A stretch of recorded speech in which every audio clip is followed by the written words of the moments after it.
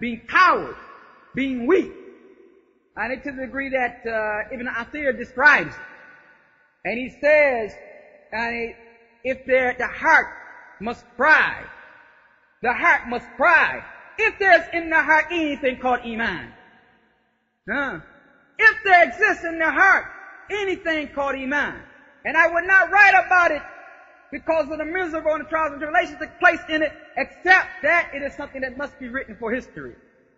He talked about the Tatar taking Muslim women, cutting out their babies from their bodies, allowing their mothers to see them alive, and then letting the last thing that they see be that he's cutting the head off their baby in front of them. The Tatar.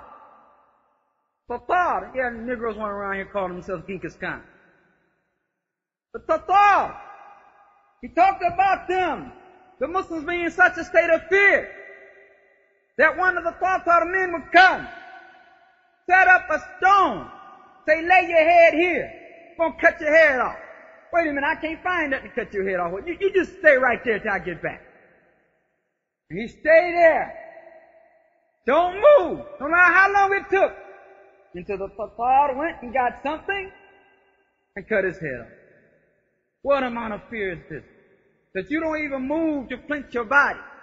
You don't even make a move a sheep would make, a goat would make, a cow would make, knowing that its life is in danger. To get out the way.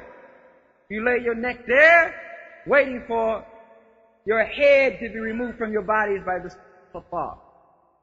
And they killed millions of Muslims until they was almost like stacking their bodies up by their skull, to almost like pyramids. Until the streets were bloody. They sacked Baghdad and threw all the great Islamic works into the ocean. Until it said that particular river that flowed there, or it was the Tigris or whatever, that was made blue.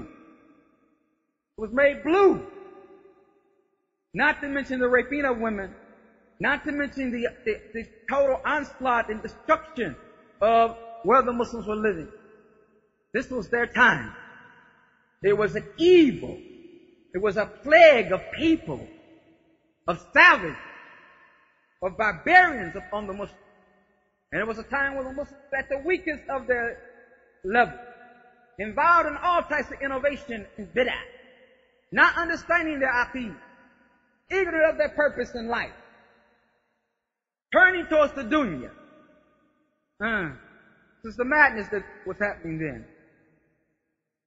So it was their onslaught, and that's a good word to say it, throughout the world of Islam, especially the Mesopotamian region. Ibn Taymiyyah was only 7 when the Tatars launched their attack on Haran, his city. Consequently, the populace left Haran to seek refuge elsewhere. Ibn Taymiyyah finally proceeded to Damascus. Sounds like an Albani story almost. And he ran into Syria, ran into Damascus. And that was in 667 after Hijrah. It's 1268 Christian era, which was then ruled by the Mamluks of Egypt. It was here that his father delivered sermons from the pulpit of the Umayyi Masjid, Umayyad Masjid, in his Umayyi Masjid, and was divided to teach hadith in the masjid as well as in Dar hadith. You know, just in passing, that the Prophet ﷺ, when he said, "Ta'ifatu min hadhihi ummah ala al-haq," there will always be a group of this ummah upon the truth. And لا يضرهم من خذلهم ولا من خلفهم حتى يأتي أمر الله. They won't be harmed by those who forsake them or those who differ with them until the matter of Allah comes. And in one narration he says, وَهُمْ بِالْغَرْبِ, they're in the west. All the scholars took this to mean they were in Sham. They're in Syria, Sham. Sham is what is presently today Syria, Lebanon, Palestine, and Jordan. That area there is what you call Sham in the Arabic language.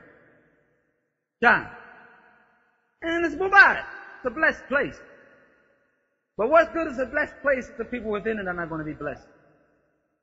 And upon ta'atillah, upon obedience to Allah.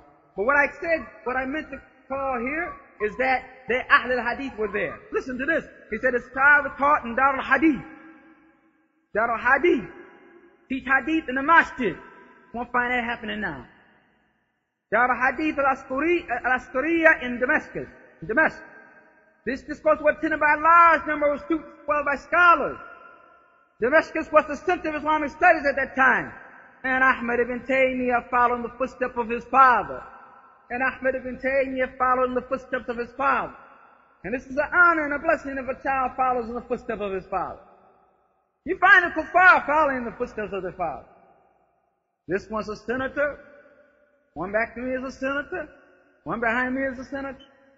This one's a preacher, bishop, reverend. And one comes after him as bishop, preacher, and reverend like this. It's unfortunate we have many Muslims whose children don't follow them upon guidance. Don't follow them in righteousness. Don't follow them in that which is correct. But Ibn Taymiyyah was not like that. He followed the footsteps of his father, who was a scholar of Islamic studies. He studied with the great scholars of his time. And amongst the people he studied was a woman scholar by the name of Zainab bint Makki, who taught him hadith.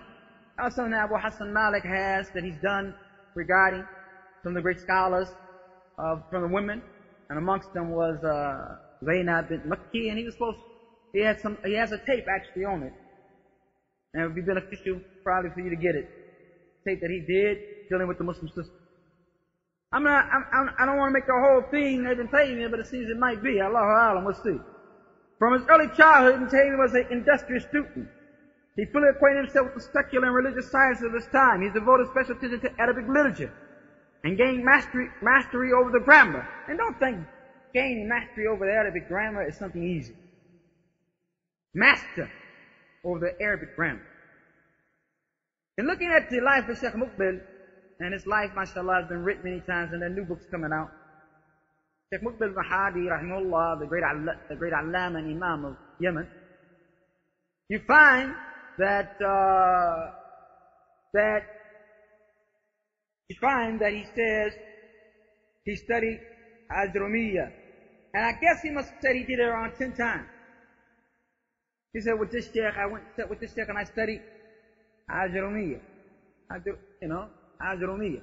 Ajrumiyyah is a basic book in the Arabic grammar that really you start with at the beginning level. And you go on through it.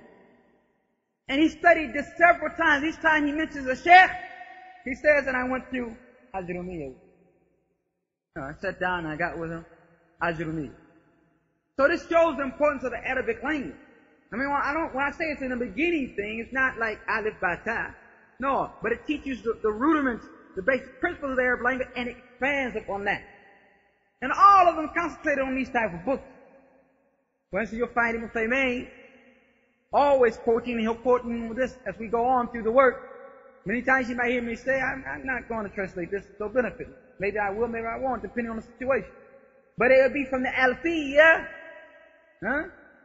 Alfiyah, which is a great work of Arabic language done in a prose form. And it's apparent that Ibn Uthaymeen memorized the way he quotes it. Say, okay, here's the ha here is in the right place. Why? Because of color. And then he'll give you the piece of poetry which indicates that this in fact should be the one that should be there and why it should be there. And you'll see this going through there, the Alfiyah. So anyway, education, he studied it. Not only did he become an expert on the great Arab grammarian Sibawayh. Sibawayh was a great Arabic scholar. Everybody knows that. Brothers say when you're studying, brothers trying to become a Sibawayh. Hayhat. But that he could. Well, isn't that something easy? He said he studied his book, which is great, is regarded as the greatest authority on grammar and syntax, but he also got so good that he pointed out the errors in the book. Yeah, the way he got this mistake. See the way down here. Let's see the way he got this mistake right here. He missed this. Hakeza, knowledge. He commanded knowledge of all the poise and poetry then available. Poise, prose, and poetry available then. Say that, as many poetry books that the Arabs had, many maqalat and books of rihla and travel that they put in poetic form. Those poetic things that mu'allaqat, stuff that hanged in the Kaaba. I mean,